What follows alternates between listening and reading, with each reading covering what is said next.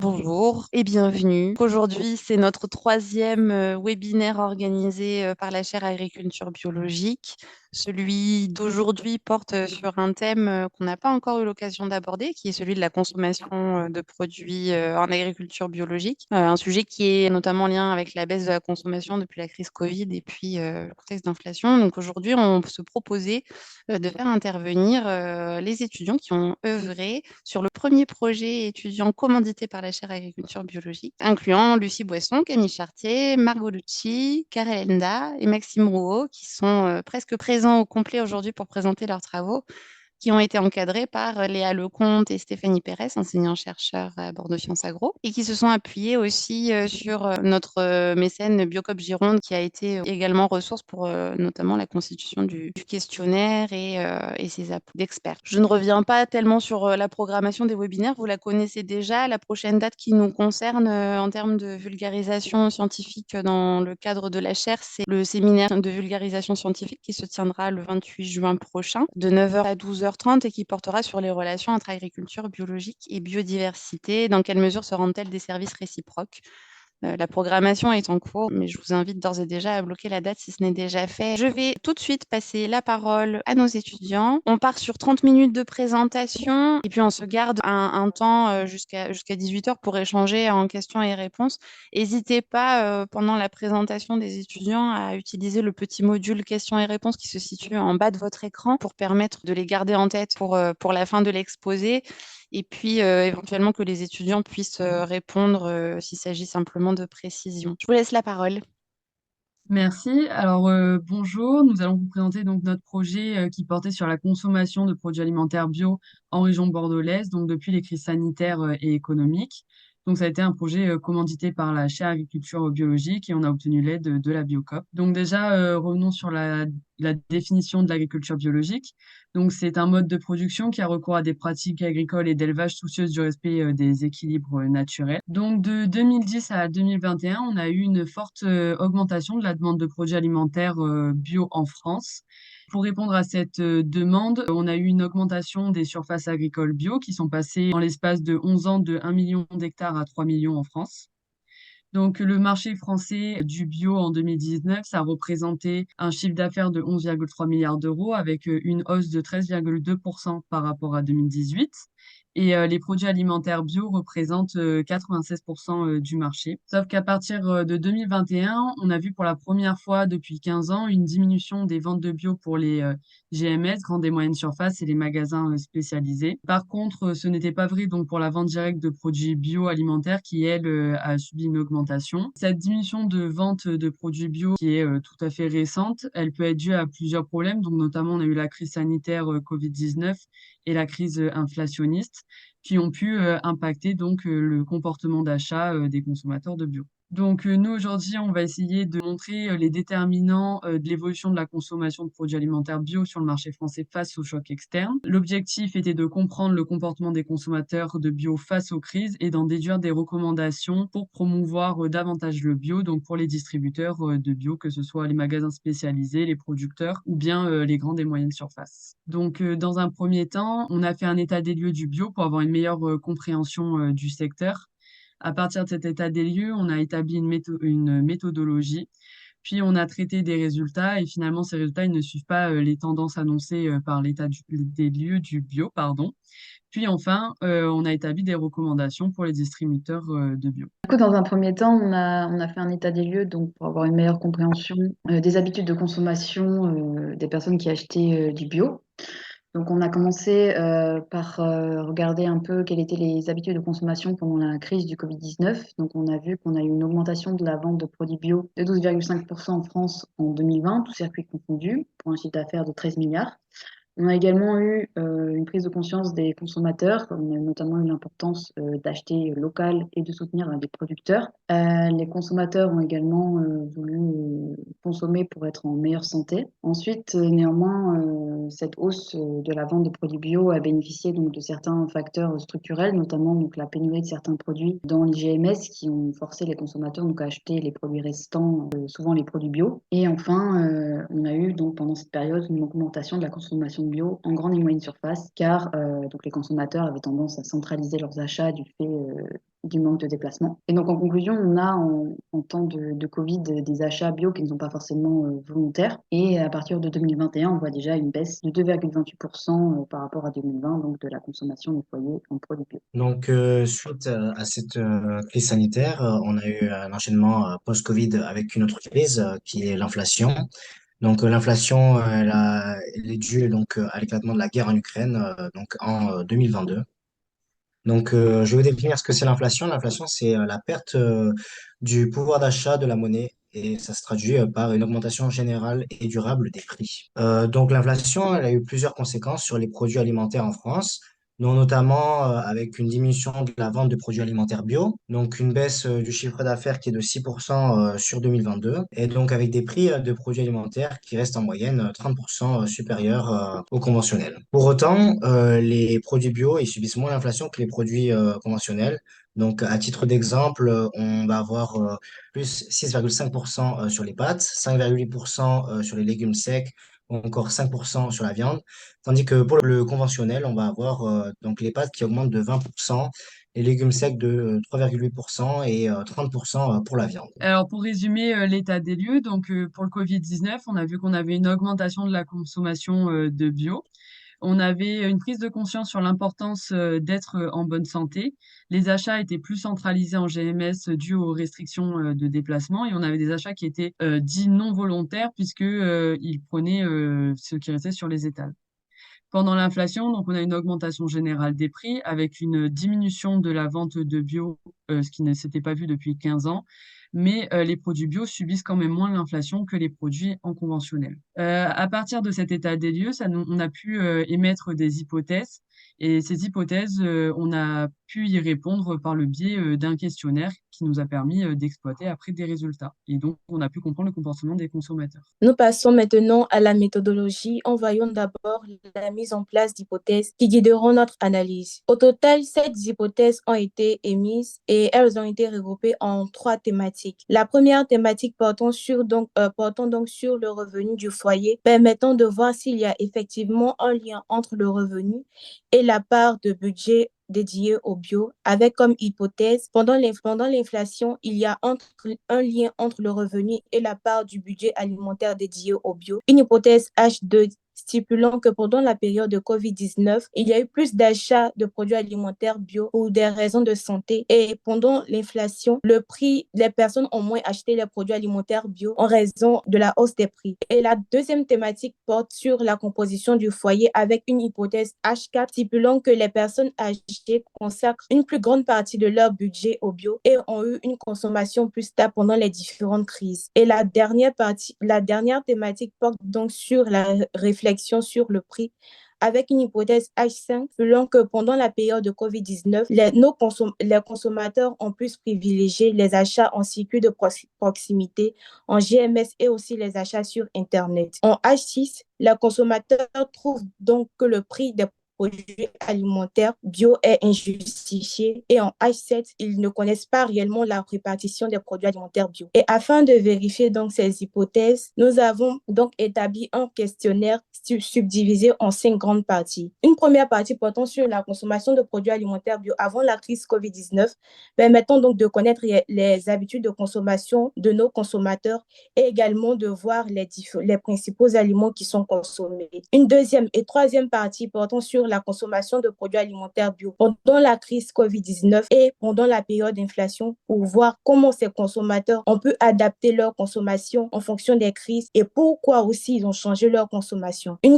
quatrième partie portant sur la réflexion poussant donc le consommateur à s'interroger sur les produits alimentaires bio et permettant donc de faire des recommandations aux magasins de distribution de produits alimentaires bio. La cinquième partie portant donc sur le profil du consommateur va permettre donc de répondre aux hypothèses en faisant donc des croisements avec les questions des parties 1, 2 et 3 afin de voir réellement s'il y a un lien entre l'âge, le budget du foyer et le nombre de personnes par foyer et aussi la consommation de produits alimentaires bio. Et ce questionnaire était donc destiné aux consommateurs de produits alimentaires bio âgés de plus de 18 ans, sans distinction de genre, car une personne, que ce soit un homme ou une femme qui répondait, cela représentait normalement le foyer. Et aussi pour des raisons de temps, nous sommes donc limités à Bordeaux Métropole et nous avons distribué ce questionnaire du 3 avril au 3 mai 2023. Alors, afin de diffuser notre questionnaire, nous avons utilisé plusieurs canaux de diffusion. Donc, tout d'abord, nous avons utilisé les réseaux sociaux. Donc, nous avons fait des posts LinkedIn qui ont été partagés une trentaine de fois, un post à Instagram, Facebook, WhatsApp. Donc, on a partagé davantage à notre réseau étudiant et de professeurs. Le emailing, donc, on a diffusé le lien via des emails, le bouche à oreille. Et bien évidemment, c'était très important pour nous de sortir du réseau pour avoir des profils de consommateurs variés. Donc, c'est pour ça qu'on s'est rendu en Biocoop, donc à Talence, Gradignan-Codéran et au marché bio de Bordeaux pour rencontrer des producteurs et d'autres profils de consommateurs. Donc là, sur la carte, on peut voir les 4 endroits où nous nous sommes rendus, donc notamment dans Bordeaux Centre et 3 différentes Biocoop.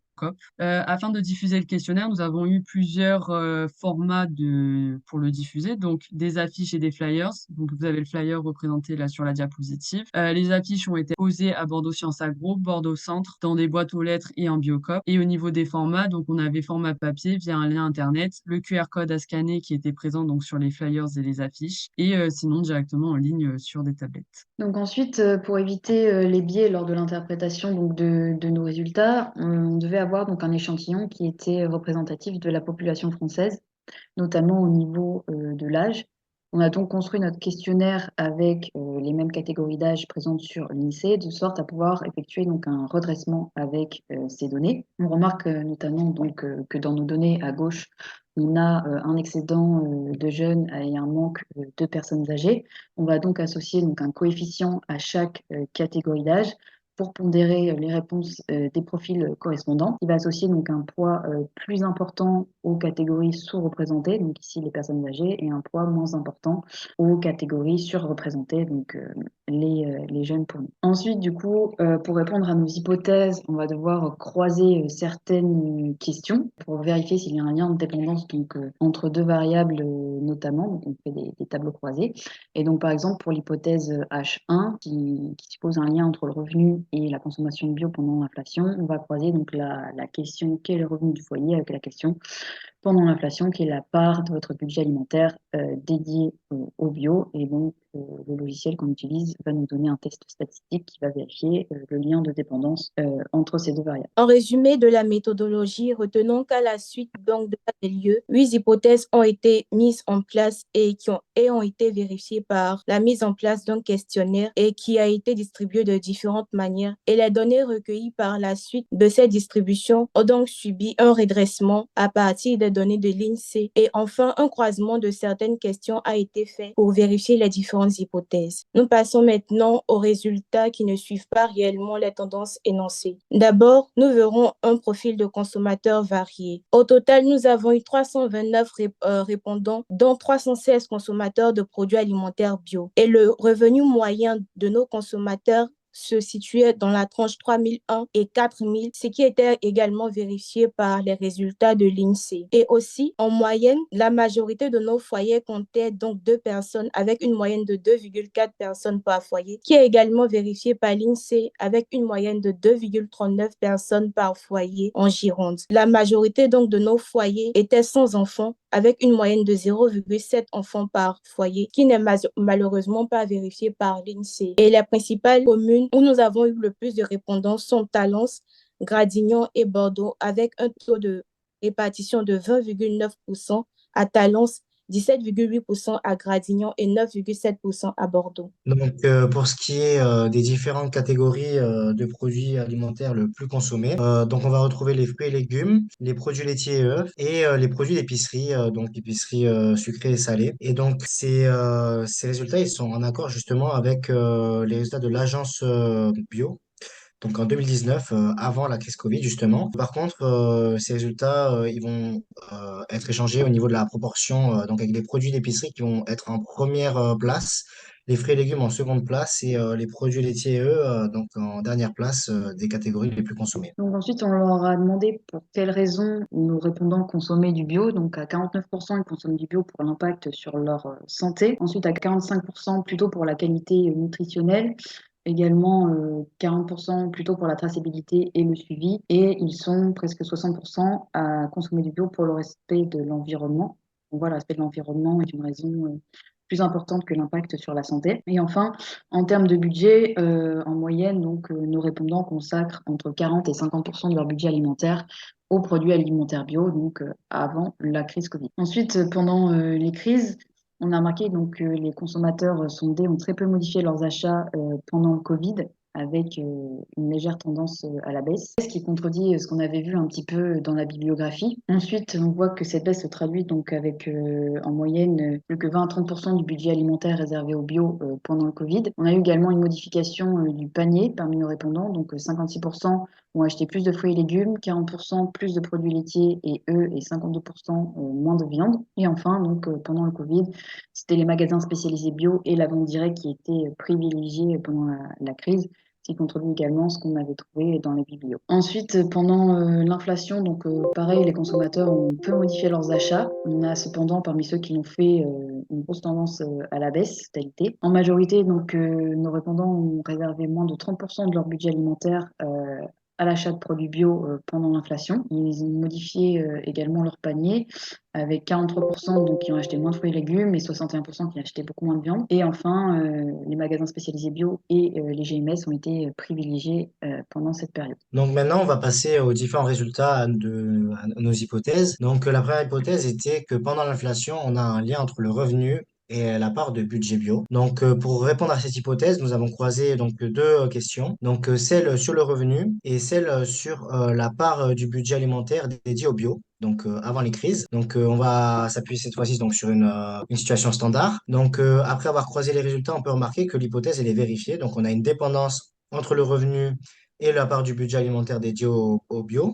Donc, notamment dans la part des moins de 30%. Donc, on va avoir une diminution avec l'augmentation du salaire, donc qui va passer de moins de 1500 euros avec une part de 62% à les plus de 4000 euros qui ont une part de moins de 37%. Et inversement, vers la part des plus de 60% du panier dédié au bio. Donc, les plus riches, ils vont avoir une part plus conséquente de leur alimentation dédiée au bio. Donc, c'était pour une situation donc initiale avant les crises. Et on va remarquer que justement, cette tendance, elle se confirme encore plus durant l'inflation, avec notamment une baisse entre la tranche des 30 et 60% de la part du budget alimentaire dédié au bio. Donc, cette part va diminuer pour augmenter la part des moins de 30% du budget alimentaire au bio avec les foyers de moins de 1500 euros qui vont augmenter fortement leur baisse de part de bio. Donc, une deuxième hypothèse était que pendant le Covid, l'achat de bio était donc dû à un critère pour la santé. Donc, pour ce faire, on a croisé les différentes raisons de l'évolution de la consommation avec soit une baisse ou une augmentation de la consommation de bio. L'hypothèse, elle se confirme. On a une relation très significative entre les raisons et l'évolution de la consommation, avec un critère donc pour la santé qui est justifié à 24,8% quand on a une augmentation de consommation du bio. Toutefois, c'est pas la seule raison. Donc, on a aussi une préférence pour des produits locaux bio ou encore le respect de l'environnement qui sont des raisons qui sont revenues souvent durant la période du Covid. Une troisième hypothèse, c'était que le prix était le premier facteur de la baisse de bio donc durant l'inflation. Cette fois-ci, on a fait pareil, on a croisé les raisons avec l'évolution de la consommation. La relation, elle est très significative. On a une forte dépendance entre les raisons et l'évolution, donc notamment avec un facteur prix qui revient à 56,8% quand on a une baisse de consommation de bio. Mais on peut remarquer d'autres tendances intéressantes qui ont été dégagées. Donc par exemple, une préférence pour les produits locaux non bio à 13,3%, qui sont synonymes donc d'une baisse durant l'inflation. Donc ensuite, on avait une quatrième hypothèse donc, qui supposait que les personnes âgées consacraient une plus grande part de leur budget au bio et avaient une consommation plus stable. Donc, dans un premier temps, on a croisé donc, la part du budget dédié au bio avec l'âge des répondants. Donc, on a un lien qui se confirme avec une hypothèse qui est vérifiée. Donc, on voit que 54%, 55% des plus de 65 ans donc, réservent plus de 80% de leur budget alimentaire à l'achat de produits bio avant le Covid, contre du coup quasiment 50% des moins de 65 ans qui réservent moins de 40% de leur budget au bio. Et ensuite, pour la stabilité de leur consommation, on remarque que pendant l'inflation, il y a quasiment 68% des plus de 65 ans qui n'ont pas modifié leur consommation pendant ces périodes. Cette consommation est plutôt stable. Ensuite, on avait une cinquième hypothèse qui est pendant le Covid, on avait les circuits de proximité, les GMS et l'achat sur Internet qui étaient privilégiés. Donc, on a croisé les circuits de distribution avec la modification de la consommation pendant le Covid. Donc, on voit que l'hypothèse est vérifiée avec des 72% donc, des répondants qui allaient en grande et moyenne surface qui ont observé une baisse et ceux qui ont augmenté leur consommation pendant le Covid allaient généralement plutôt en magasin spécialisé bio ou directement en vente directe aux producteurs. Les dernières hypothèses vont être que les consommateurs trouvent le prix injustifié des produits alimentaires bio et donc en plus ne connaissent pas la répartition du prix entre les acteurs. Donc tout d'abord, on a eu donc grâce à la Biocop de Talence donc un prix sur le litre de lait bio qui est de 1,65 € et la répartition entre les différents acteurs. Donc 39% pour le producteur, 13% pour le transformateur, 25% pour tout ce qui est taxes, emballage et transporteur et 23% pour le distributeur. Donc ensuite, on a posé la question donc quel serait le prix d'un litre de lait bio. Et donc la majorité des répondants situaient le prix entre 1,25 € et 1,50 €, donc ce qui est en dessous du prix actuel. Et 20% des sondés ne connaissaient pas le prix d'un litre de lait bio. Pour ce qui est de la répartition entre les acteurs, donc les consommateurs, ils pensent que le producteur il gagne entre 41 et 50%. 51% pensent que le transformateur il gagne entre 11 et 20%. Et 41,9% pensent que le distributeur il gagne entre 11 et 20%. Et pour ce qui est du transporteur, il gagnerait entre 0 et 10%. Donc en fait, les gens ils ont tendance à mettre en avant le prix du producteur et baisser le prix pour ce qui est du transporteur, emballage et taxes. Donc ensuite, on leur a demandé s'ils trouvaient que le prix du litre de lait et la répartition étaient justifiés. Et en majorité, donc, ils trouvent que cette répartition n'est pas justifiée. Donc ensuite, on leur a demandé pourquoi. Si la réponse était oui, le prix est justifié, on avait 40,5% qui trouvaient que c'était équitable, donc il y avait une bonne répartition, notamment en faveur du producteur. Mais néanmoins, certains répondaient donc que le prix était justifié, mais qu'il y avait quand même une mauvaise répartition entre les acteurs avec notamment pas une assez grande part pour le producteur. Ensuite, donc si la réponse était non, le prix n'est pas justifié, c'est généralement parce que il n'y avait pas assez pour le producteur ou trop pour le transporteur et l'emballage. Et on remarque néanmoins que seulement 4% pensent que le prix est trop élevé, ce qui nous amène à conclure que le problème n'est pas le prix, mais que le consommateur n'a pas la notion de la répartition de valeur et conteste donc la répartition de prix entre les différents acteurs. Bien sûr, toute étude scientifique a des limites. Lors de l'étude de nos résultats, on a remarqué que, par exemple, on avait une échelle de temps qui était trop longue au niveau du questionnaire. Donc, quand on a interrogé certains consommateurs, ils ne se rappelaient plus forcément de leur consommation passée. Donc, en effet, la crise sanitaire remonte à 3 ans en arrière. Donc, le biais de rappel était très important. Par exemple, aussi, on avait des questionnaires papier qui n'étaient pas remplis entièrement, ce qui entraînait des réponses incohérentes ou des réponses incomplètes. Et on aurait pu également améliorer certaines questions. Donc, par exemple, dans quel sens cette consommation a-t-elle évolué pendant la crise? Nous, on avait comme réponse possible augmentation ou baisse. Et certains de nos consommateurs nous ont fait remarquer qu'eux, ils n'avaient pas ni augmenté leur consommation, ni baissé leur consommation, mais qu'ils avaient seulement changé le type de produit qu'ils achetaient. En résumé, il y a eu peu de modifications d'achat de nos répondants, que ce soit pendant la période de crise COVID-19 ou pendant la crise de l'inflation, avec une légère tendance à la baisse pendant la COVID-19 et une baisse de la consommation pour la quasi-totalité des produits alimentaires pendant l'inflation. Et en moyenne, 20 à 30% de leur budget alimentaire était réservé au bio pendant la période de COVID-19 tandis que en majorité, moins de 30% de leur budget alimentaire était réservé au bio. Et il y a une modification du panier avec plus d'achats pour les fruits et légumes, pour les produits laitiers et œufs, et moins d'achats pour les viandes pendant la période de COVID-19, et moins d'achats pour les fruits et légumes et moins de viande aussi pendant la période de l'inflation. Et les magasins spécialisés bio et la vente directe étaient privilégiés pendant la période de COVID-19, tandis que pendant l'inflation, ce sont plus les magasins spécialisés bio, mais aussi les GMS qui étaient privilégiés. Nous avons donc remarqué que plus ce revenu est important, plus la part du budget alimentaire dédié au bio est élevée. Et pendant la période de COVID-19, les consommateurs ont donc préféré les produits alimentaires bio locaux et aussi acheté les produits alimentaires bio pour le respect de l'environnement. Tandis que pendant l'inflation, il y a une baisse de la consommation pour des raisons de prix et aussi pour des préférences pour les produits locaux. Et les personnes âgées, quant à elles, ont plus de budget consacré aux produits alimentaires bio et ont une consommation plus stable, que ce soit pendant la crise COVID-19 ou pendant la crise de l'inflation. Nos consommateurs ont une bonne connaissance du prix des produits alimentaires et trouvent que le prix des produits alimentaires est justifié. Cependant, ils ont une méconnaissance de la répartition de la valeur et souhaitent qu'il y ait une plus grande partie des prix qui reviennent donc aux producteurs. Maintenant, tous ces résultats qu'on a pu analyser, on va donc en déduire des recommandations pour les distributeurs afin qu'ils puissent promouvoir le bio. On avait des questions ouvertes dans notre questionnaire. Ces questions ouvertes ont permis de récolter des verbatims. On a récolté au total sur environ 150 réponses le mot local qui est revenu 22 fois, le mot transparence 5 fois et le mot communication 7 fois. Donc, nos consommateurs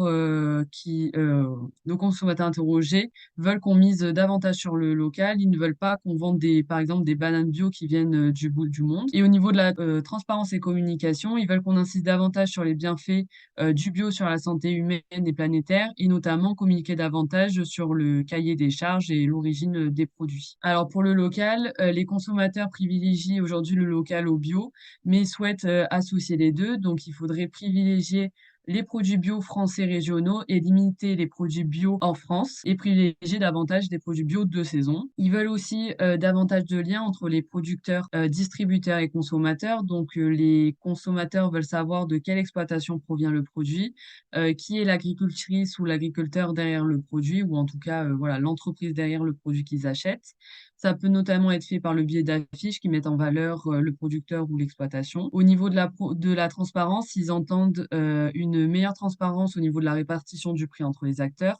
Donc, il faudrait mettre en avant la rémunération des producteurs. Le producteur devrait aussi bénéficier de la plus grande part du prix selon nos consommateurs. Au niveau du label bio, il faudrait expliciter aux consommateurs pourquoi les produits bio sont plus chers. C'est notamment dû à des coûts de production plus élevés et à une productivité qui est moindre en agriculture biologique, et expliquer davantage l'impact des produits bio sur l'environnement, la santé humaine et l'économie, puisque ça permet notamment de générer des emplois. De plus, on a mis en évidence que les plus de 65 ans étaient des clients et des consommateurs assez stables dans donc dans leur consommation. Donc, il faudrait davantage cibler les moins de 65 ans qui sont plus sujets à des changements de leurs achats. Donc, par exemple, ça peut être fait en créant des cartes avantages, notamment pour les étudiants qui, eux, n'auront pas tendance à acheter du bio parce qu'ils jugeront que c'est trop cher, ou pour les familles nombreuses, ou créer des jeux concours qui permettraient de faire connaître davantage les produits bio, donc notamment avec des tickets gagnants, des réductions ou des jeux en magasin, ou même des animations sur le bio. Et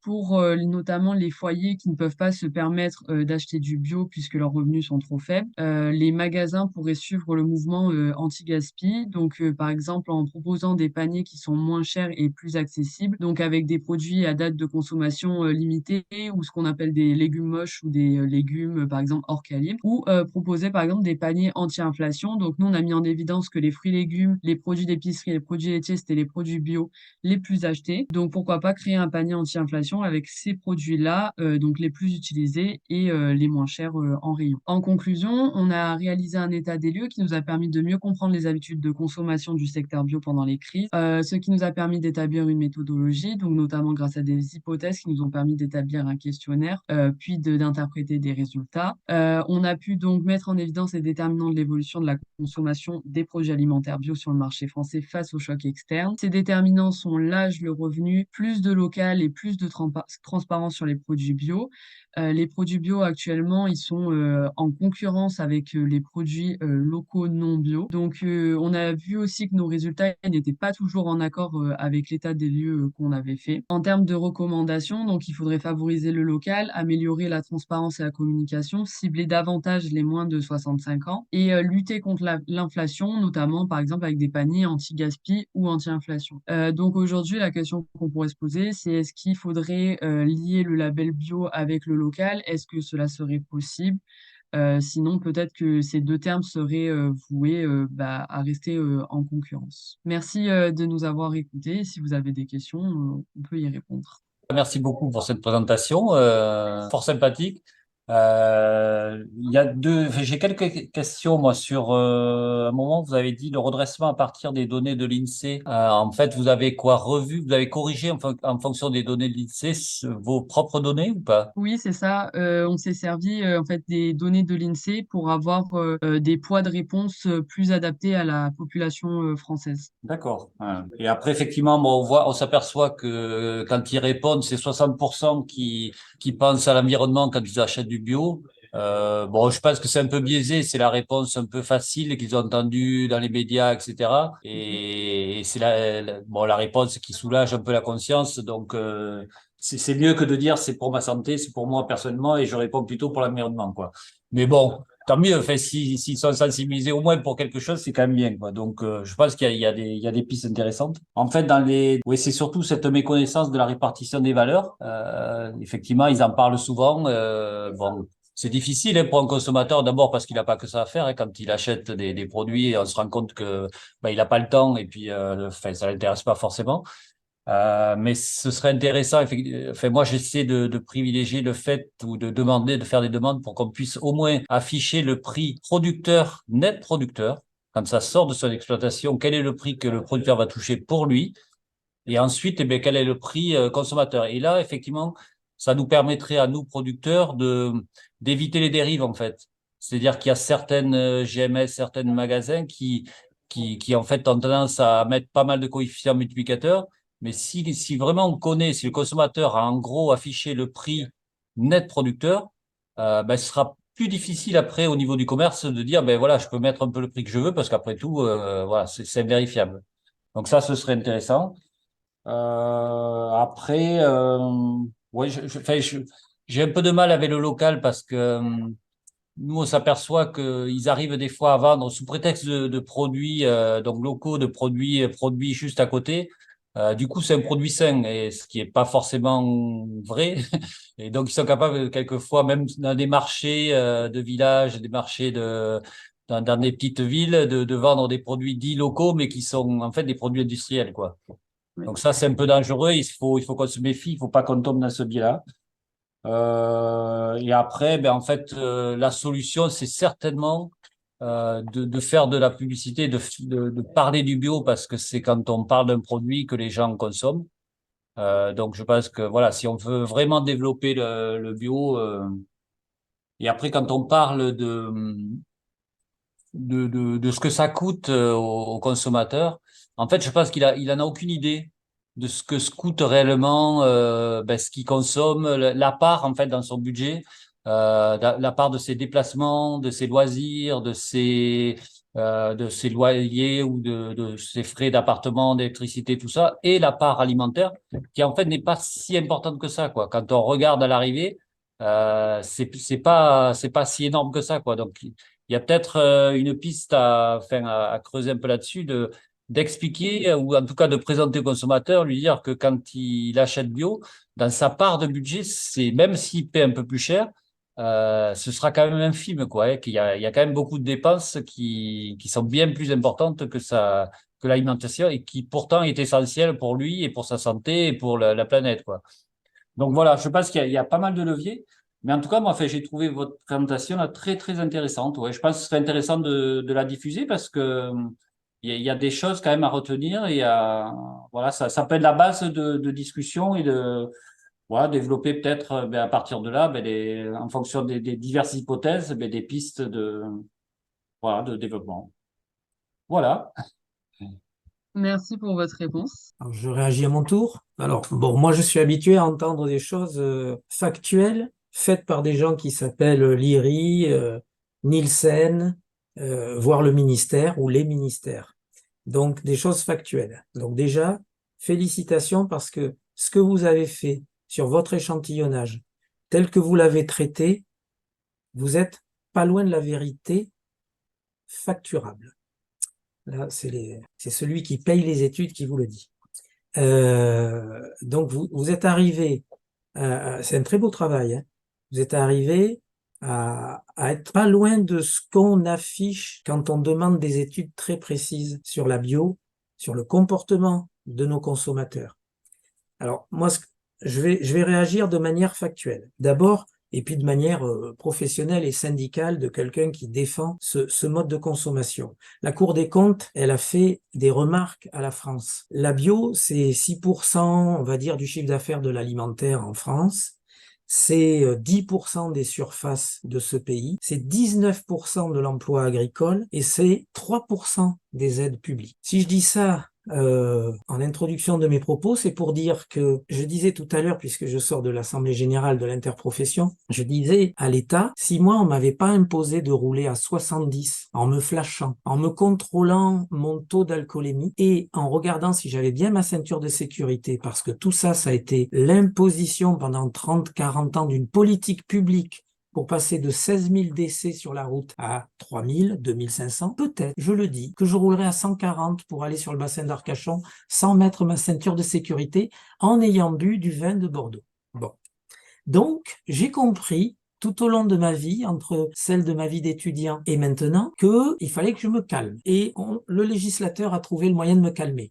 Donc aujourd'hui, je leur propose de mettre plus d'argent dans la communication pour faire en sorte que les nouvelles générations que vous êtes puissent arrêter avec les pesticides et les intrants chimiques, puisque a priori, moi on me dit que c'est un problème de santé publique et qu'il faut tendre vers cette agriculture qui limite l'introduction de la chimie. Donc il faut se donner les moyens, parce que ce que je constate moi, c'est que quand on parle du prix, vous avez très bien décortiquer le prix du lait. Moi, je vais vous dire de manière factuelle. En 2013, pour 1000 litres de lait, un agriculteur bio était payé 480 €. Un agriculteur conventionnel était payé 400 €. 10 ans après, en 2023, là, au début, l'agriculteur bio, il est payé 520, donc 480, 520 en 10 ans. Et l'agriculteur conventionnel, il est passé de 400 à 510. Donc, il est quasiment payé autant. Et je pense que la vache, elle reçoit plus de médicaments que dans la bio et que la terre sur les fourrages, c'est pas pareil. Donc, du coup, pour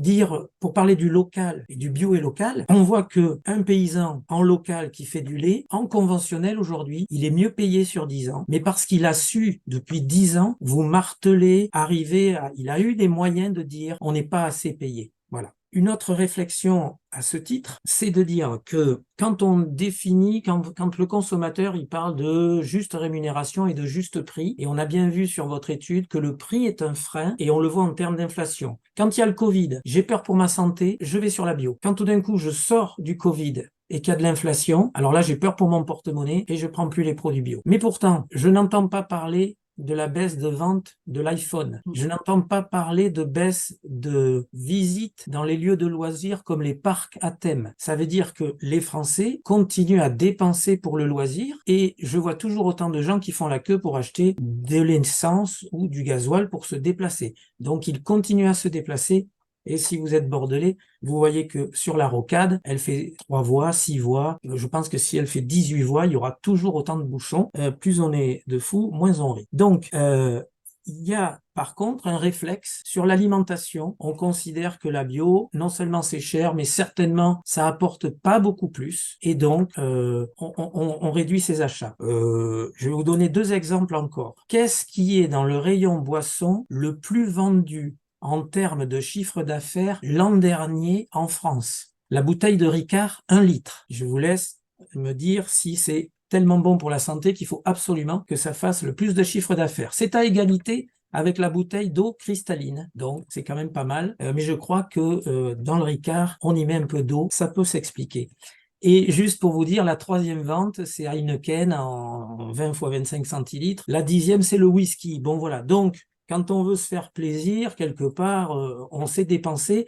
Mais aussi, je pense qu'il y a pas mal de communication depuis des années, des décennies pour arriver à vendre ça. Toujours dans les faits, en Europe, on observe un ralentissement global des ventes en bio, global. Et global aussi sur l'alimentation en général. Il y a 4 pays, cependant, qui sont en croissance. L'Allemagne, elle a vendu 6% de plus de bio. L'Italie, elle a vendu 5%. L'Espagne, qui est un petit marché, 9%. La Belgique, 5%. Pourquoi la France, elle baisse? Ça pourrait faire une étude, un autre questionnaire. On voit que le prix de nombreux biens de consommation ont conduit, vous l'avez dit, certaines catégories des populations à réduire leurs dépenses alimentaires. J'ai même entendu tout à l'heure le représentant de l'État me dire que certaines couches de la population sautaient un repas aujourd'hui au vu de l'inflation qu'ils subissent. On verra avec toutes les données de 2022, quand elles seront disponibles, quelle est cette partie de la population, mais c'est un véritable problème. Mais si on continue à se comparer, vous l'avez vu, le marché bio français, effectivement, c'est celui qui baisse, mais il baisse aussi parce que la grande distribution, pendant quelques années, elle a ouvert les rayons à la bio et elle a dit à ses fournisseurs, si c'est pas bio, je référence pas. Elle a proposé, et la grande distribution, c'est avant tout des commerçants, ce ne sont pas des producteurs. Ce qui ne se vend pas, on l'enlève. Et donc, il y a des choses qui se sont pas vendues, ils ont réduit leur offre. Et en réduisant cette offre, comme c'est eux qui étaient quand même, on va dire, l'aspirateur depuis 2, 3, 4 ans de la progression, ça touche évidemment la baisse. Je vous le dis, sur ce premier trimestre, il n'y a plus de baisse de vente en bio, on s'est stabilisé. Bon. C'est déjà quelque chose d'un peu mieux. Sur le coût du local, vous avez dit de LinkedIn, si vous regardez les publications LinkedIn, vous avez peut-être vu qu'un de nos amis s'est amusé à aller regarder le prix de la salade verte dans 4 magasins dans un rayon de 2 km autour d'Agen. Et qu'est-ce qu'il a constaté de manière factuelle? C'est que l'hypermarché Origine France non bio, 1,19 € la salade, un spécialiste de frais, moi je peux dire c'est puisqu'on est entre nous, Origine France en HVE, un autre label qui est arrivé, 1,19 la salade, un magasin bio Origine France, 47 en plus, 1,15 €, et le deuxième magasin bio, Origine France, lui aussi Origine 47, donc Lot-et-Garonne toujours, 1,10. Donc vous voyez, là, de manière factuelle, la bio locale, elle est moins chère sur la salade que la conventionnelle HVE. Voilà. Donc je pense, moi, qu'il faut énormément qu'on ait les moyens de communiquer tout ce qui est de positif et tout ce qu'on apporte dans la bio de mieux pour l'environnement, pour le social et donc pour le consommateur. Donc évidemment, nous militons pour une TVA différenciante qui fasse que nos produits bio soient moins chers au vu de tout ce qu'on amène en positif dans notre mode de production. L'interprofession, elle a aussi travaillé depuis plusieurs années sur la transparence des prix que vous avez évoqués et que Philippe Sfilgoy a repris dans ses propos. Quand on a fait un travail sur la chaîne de la valeur, on a vu qu'il suffisait d'augmenter le prix d'une baguette de pain bio de 0,01 centime et on assurait la juste rémunération du producteur de blé bio en Nouvelle-Aquitaine. Ça, c'est quelque chose de factuel. Je pense que si on a les moyens de communiquer et de dire aux consommateurs, est-ce que vous êtes prêts pour payer 0,01 de plus, ce qui est rien, c'est la juste rémunération du producteur, je pense qu'il dira oui. Et nous, notre travail de syndicaliste, c'est d'essayer de toper ce 0,01 à nos financeurs, à l'État, pour essayer que ça ne se pacte pas auprès des consommateurs. Enfin, parce que sinon j'ai duré 20 minutes, sur le déréférencement des magasins, il faut qu'on arrive à expliquer qu'on a un cahier des charges au niveau du label bio qui est strict, qui est porteur de promesses mieux-disantes, et notamment en matière de respect environnemental. Là-dessus, on a perdu les consommateurs, donc il faut qu'on arrive à leur dire pas trop de choses, mais des choses très impactantes. Et au niveau du marketing, les grandes marques, elles font du greenwashing de manière formidable, et elles arrivent à, voilà, il suffit de repeindre les McDonald's pour avoir l'impression que la bouffe y est meilleure. Quand je les ai vus arriver, bon, c'était rouge de mémoire, maintenant c'est vert, avec du marron. À l'intérieur, on rentre dans un truc cosy. Voilà. Bon, je pense qu'au bout de 2 heures, on a toujours faim en ayant dépensé 16 euros. Au fait, 16 euros, vous qui êtes jeune, vous me dites si c'est cher ou pas cher, un buns avec... bon, voilà. Et enfin, nous, on a une étude nationale qui nous dit que 94% des Français connaissent le label AB. Moi, je vous le dis, je suis un vieux, il y a 20 ans, il n'y en avait pas autant qui le connaissaient. Donc, nous avons été surmédiatisés, peut-être aussi qu'ils nous ont trop vus et trop entendus, et qu'il y a un moment, si on parle trop de vous, c'est très français de vous envoyer un peu chier. Bon. Et il y en a 91% par contre qui nous font confiance. Ils nous font confiance, mais ils nous achètent pas. Et on a perdu 3% de nos acheteurs de moins de 40 ans. Ça, c'est dernière sortie caisse. Pourquoi? Ça veut dire que à un moment, les gens se détournent. Alors, est-ce que c'est une question de revenus? Ou est-ce que c'est une question de perte de confiance? Ça, nous, les professionnels, on va s'appuyer sur une campagne qui s'appelle Bioréflexe. L'État avait rajouté 750 000 euros. Il a annoncé ce mois-ci qu'il remettait 500 000 euros pour nous permettre de communiquer. Bon, de vous à moi, 500 000 euros. Je crois que, bon, déjà, c'est la moitié du salaire. C'est 15 jours de Mbappé. Bon, et je crois que les influenceurs, là, que certains jeunes regardent, c'est ce qu'ils gagnent par mois. Donc, 500 000 euros, c'est ridicule, en fait. Nous, on a besoin et on demande 300 millions d'euros pour pouvoir être entendus. Voilà. Donc, vous avez parlé aussi du bio et local. Sachez que ça existe. Ça s'appelle Bio Sud-Ouest. C'est une marque qui est portée par notre interprofession. J'en préside le jury. Et nous avons, nous, notre petite campagne qui s'appelle Dites oui à la bio en Nouvelle-Aquitaine. Et donc, je vous invite à aller regarder parce que vous êtes nos consommateurs d'aujourd'hui et surtout de demain. Et donc, je vous invite à aller vous nourrir de ces 2 campagnes, Bioréflexe et Dites oui à la bio de Nouvelle-Aquitaine. Et je vous félicite encore pour le travail que vous avez mené et cette manière très sympathique que vous avez eue de nous la présenter à plusieurs voix. Merci. Merci à vous. Merci à vous. Super, merci beaucoup Philippe et Philippe pour vos retours et puis vos apports. Finalement, la présentation était visiblement très limpide puisqu'il n'y avait aucune question, mais plutôt des commentaires et puis des réflexions pour la suite du projet. À noter qu'on envisage de poursuivre le travail qui a été entamé par les étudiants et j'ai bien pris note de vos commentaires et puis de ceux d'Olivier la semaine dernière pour voir comment on peut envisager la suite de ces travaux avec les enseignantes et puis les étudiants qui les suivront l'année prochaine. Et je pense qu'on reviendra vers vous pour mieux formuler certaines de ces questions. Je vous propose qu'on conclue cette session. Je remercie encore vivement au nom de la chaire et puis des mécènes qui prendront connaissance de ce travail ultérieurement. Mais je vous remercie vraiment, Margot, Camille, Karel, Maxime et puis Lucie qui n'étaient pas là aujourd'hui. Merci à vos encadrantes aussi et merci à toi, Olivier, du temps que tu as accordé au groupe pour lui permettre de gagner en maturité aussi au cours de ces 3 mois. C'était une première expérience très intéressante pour la chaire et on espère avoir l'occasion de traiter plein de nouveaux projets avec vous, avec d'autres groupes d'étudiants. Ce sera avec plaisir. Donc, merci beaucoup et passez une très bonne soirée tous. À très bientôt.